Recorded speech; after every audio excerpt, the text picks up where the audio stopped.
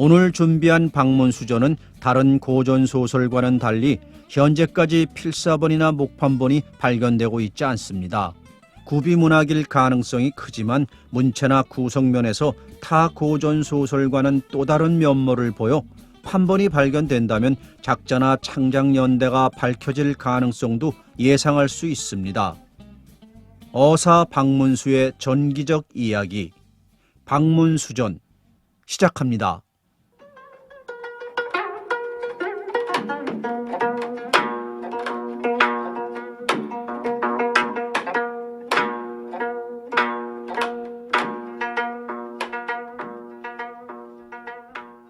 조선 영조 시대의 박문수 어사는 유명한 남도 어사였다.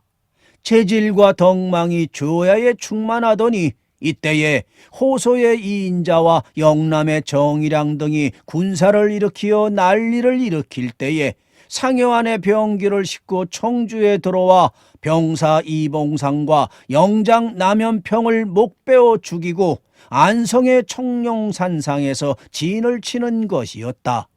봉조학 최기서가 변을 고함해 영묘조 크게 놀라시어 박문수에게 명하여 난적을 토벌한 후 오히려 백성의 근심을 보찰하사 특별히 박문수를 명하여 팔도 암행어사로 제수하시었다.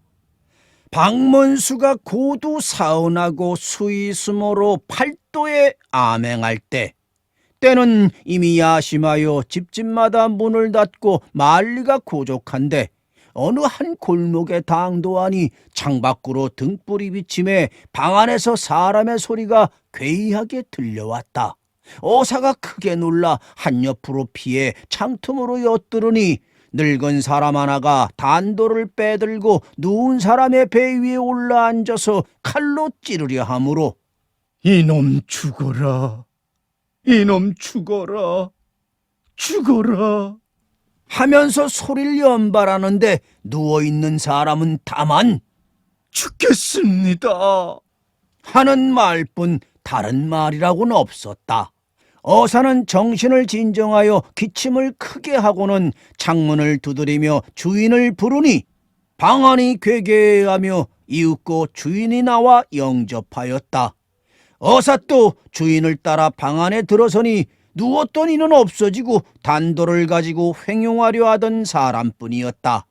어사는 자리에 앉은 후에 자기의 성명과 거주를 통하며 길을 잃고 들어온 전우를 말하니 늙은 사람이 만면수색으로 대답하길 나의 성은 유씨며 이름은 안거라 합니다 하고 길이 탄식하고 한숨을 쉬더니 안으로 들어가 반과를 가지고 나오는 것이었다. 어사는 치사하고 밥상을 받은 후에 주인의 내력을 자세히 물어보니 유한거라고 성명을 밝힌 주인이 제 신상을 밝히길 꺼려하였다.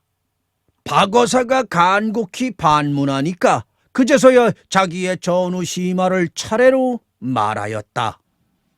본적은 경성이고 그의 아내 최씨와 더불어 3살 된 아들 득주 하나를 데리고 덕유산 아래로 낙향한 지 12해에 득주의 나이 장성하였다. 그리하여 무주의 김정원의 진려와 더불어 성취시켰으나 가게는 앉아먹는 판이라 점점 어려워지기만 하였다.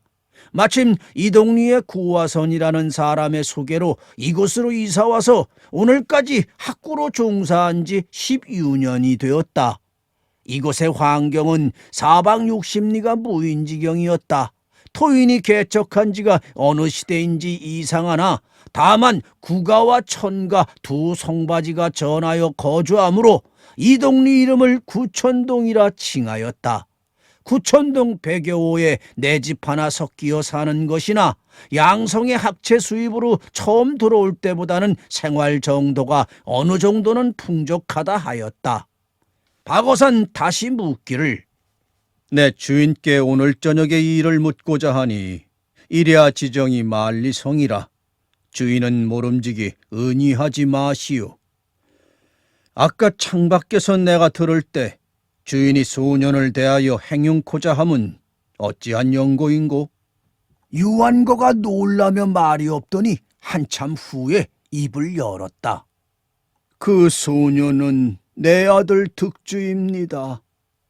이웃에 천은거라는 자가 있어 제 재종 진료를 취하여 그 며느리를 삼았습니다. 그 아들의 이름은 동수입니다. 천동수. 천은거의 집이 본래 난잡하여 동수의 처가 부정한 행실이 있은 지 오래입니다. 그런데 내 자식 득주와 이번에 간통했다는 혐의를 씌우고 자신의 집안의 수치이니 그 혐의를 보복하자 하여 유가의 집 부녀를 탈취하여 옴이 가하다 하고 내 집에 통지하였는데 그 내용이 해괴하기 그지없었지요. 내용인즉 내 아내 최가는 천운고가 탈취하고 내 며느린 천동수가 탈취하여 혼례를 올린다는 것인데 그 혼례일이 내일입니다. 오늘 밤이 지나면 천가 부자가 와서 신부를 내놓으라고 할 것이니 강약이 부동으로 저인 하자는 대로 해야 할 것입니다. 하지만 그 욕을 앉아서 당하느니 차라리 한 칼로 내 자식을 죽이고 아내를 죽인 후에 나도 죽으려 하니 공은 어서 이곳을 떠나 급한 화를 면해야 할 것이외다. 박어산 또다시 묻되 혼례하는 시간이 어느 때쯤이라고 하던가요? 신시초가 되리라고요. 이곳에서 가장 가까운 관청이 얼마쯤 되겠소? 본군 관부가 서남으로 70리가량 산 거라 하더이다. 박어산 흔연히 유한거의 손을 잡고 말하길. 주인은 아무 염려 마시오. 내 이 길로 나아갈 것이니 명일 신시가 되기 전에 좋은 소식 전하리라. 부디 안심하시오. 박어사는 즉시 구촌동을 떠나 서남방면으로 향하여 가는데 침침치ля의 수로를 무릅쓰고 봉학을 넘어 70리 무주읍에 당도하니 날이 이미 동력에 밝아오는 것이었다. 그 고을에 노문 출도를 할 것이었으나 당황한 중에 어찌 체면 차리리요. 불문곡직하고 산문 앞에 대어 들어가 마패를 친히 들고 암행어사 출도를 불렀다. 암행어사 출두요! 이때 군수가 혼비백산하여 급히 들어오는데 박어산 본관을 대하여 초두에 묻는 말이 이 고을에 광대의 숫자가 얼마나 되느냐 하였다. 군수는 겁결의 옥방나졸도를 지휘하여 우열을 불문하고 부하의 모든 광대로 대령케 하니 그 수요가 엄청나게 많았다. 박어사가 호령하되 땅제주 잘하는 사람을 뽑으렸다. 그리하여 땅제주 잘하고 용감한 자 4명을 골라 각각 색깔이 다른 군복을 지어 입히고 박어사 자신도 군복으로 갈아입은 후 덕유산으로 향하였다. 날이 점점 밝아오며 천운고의 집에서 혼고를 준비하여 자기 집 대청을 수리하고 교배청을 벌이는지라. 유한거가 이 거동을 보고 진작 죽지 못한 것을 한할 뿐이었다. 오정이 다가오매 천가의 집 부자가 때를 지어 들어오니 내정으로 돌입하여 늙은 최씨 부인과 그 며느리 김씨 부인을 붙잡아 앉히고 지분으로 다스리는 것이었다. 유씨 일문이 황황망조하여 어쩔 줄을 모르더니 정한 시간이 임박하여 천가의 노소가 천운거의 부자를 옹이하고 들어오는데 두 사람의 복색이 일반으로 머리에 사모를 쓰고 허리에 각띠를 했으며 발에 수요를 신고 차례로 앞뒤에 서서 마당을 밟아 들어오니 구천동 백여호가 일시에 모여드는 것이었다.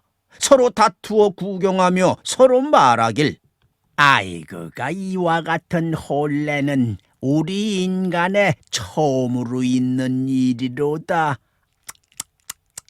하고 탄식해 마지 아니하였다.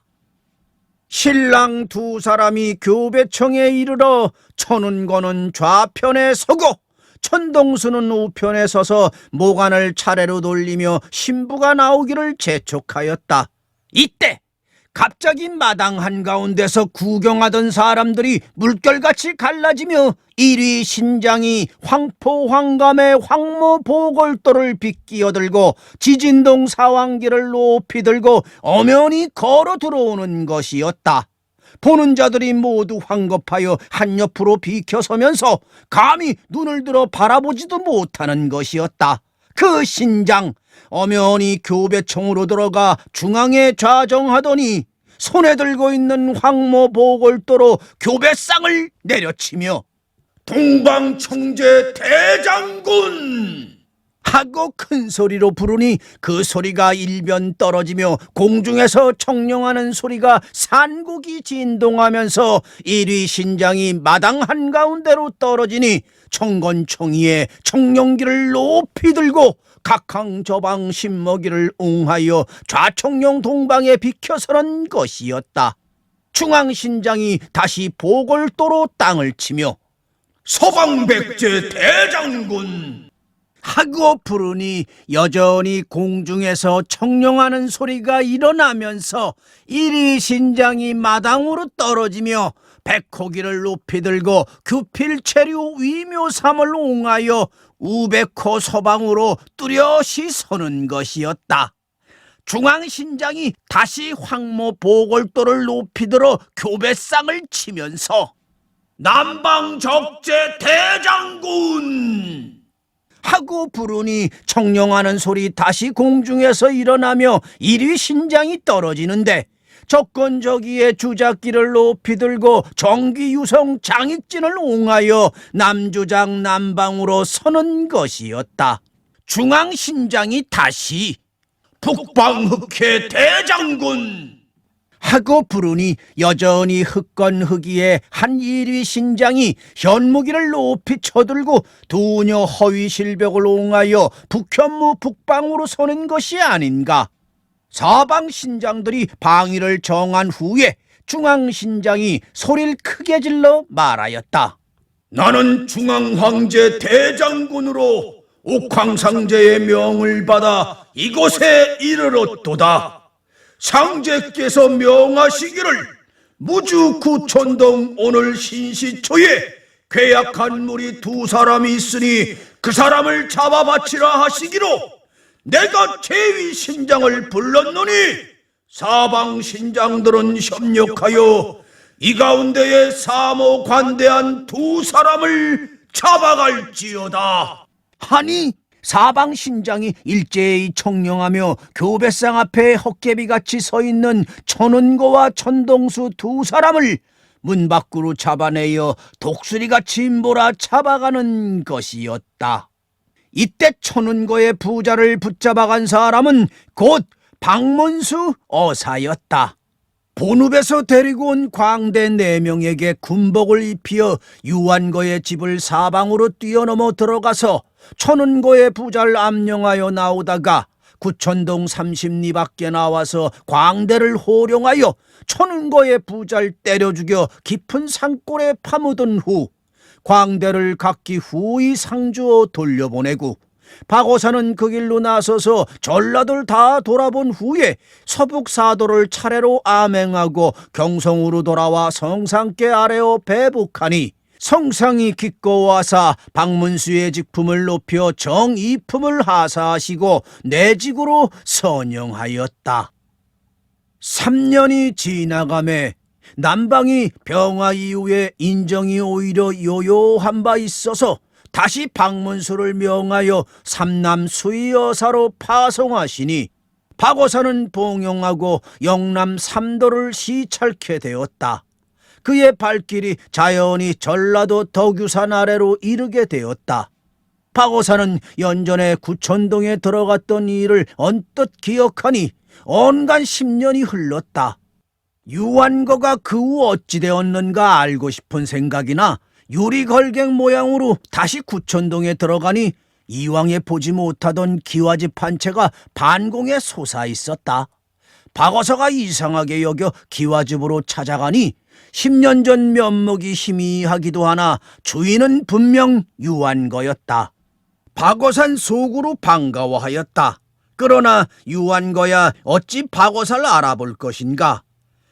밤이 저문 후에 박어산 유한거에게 그 후의 일을 물었다.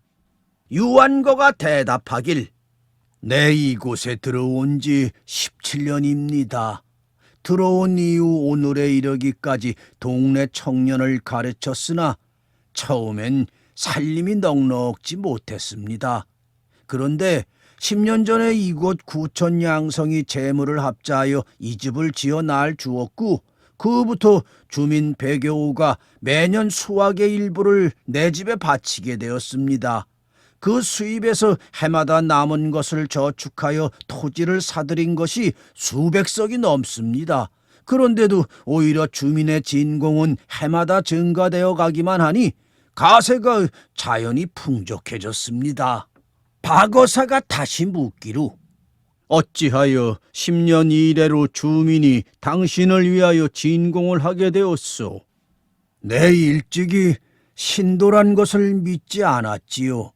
그런데 이곳에서 그것을 안 믿을 수 없는 일이 생겼습니다. 이곳 토착민과 더불어 그 일을 목도했으니까요. 10년 전에 내 집과 이곳 천가집 사이에 불미한 관계가 있어서 내 집이 곤욕을 당하고 집이 장차 멸망하게 되었지요. 그때 우연히 하늘에서 옥황상제께서 5분의 신장을 내려보내시어 내 집과 문제가 있던 천가 2사람을 잡아 올려 가신 후로 오늘까지 시체도 내려오지 않습니다. 그 일로 본토민들이 놀라 서로 경계하기 시작했습니다. 즉, 저 집은 하늘이 아는 집이니 감히 존경치 않을 수 없다는 것이었습니다. 그리하여 서로 다투어 내 집의 진공을 융숭히 하게 되었습니다. 나로선 내가 무슨 덕이 있어 하늘에 이와 같은 은혜를 입는가 하고 도리어 두려운 마음이 생겨 이곳 토민의 자제들을 정성껏 가르쳤습니다. 그 결과 이곳 신진 청년은 10년 전 이곳 사람들에 비하면 많이 깨었습니다. 박어산 다 듣고 나서 상제의 은혜에 감사할 뿐이요 하며 다시는 말이 없이 그 이튿날 구천동을 떠나오게 되었다. 박어산 남방을 진무한 지 수개 년에 수의사또를 하직하고 내직으로 다시 올라가니 그 후로부터 사방이 태평하여 백성이 안도하여 조정에 일이 없게끔 되었다. 영조께서 한가하실 때에 여러 신하들을 모아놓고 각기 평생의 경력을 말해보라 하시니 박문수는 덕유산에 들어가 구천동 인민을 다스린 일과 유한거에 대한 사실을 말씀드렸다. 영조께서 물으셨다. 그 후에 유한걸 다시 만났을 때 어째서 상제의 은혜를 말하고 경의 일은 말하지 않았소? 신이 그때 신의 일을 말했더라면 구천동구를 나서지 못하고 죽는 것도 죽는 것이지만 유한거의 일문이 망할 것입니다. 그렇게 된다면 그 다음 구천동 인민이 다시 화와 애군을 만나 망하게 될 것입니다. 오늘의 이 자리가 아니었다면 평생에 어찌 입을 열겠습니까? 상감이야 여러 신하가 모두 박문수의 도량을 절찬하여 맞이 않았다.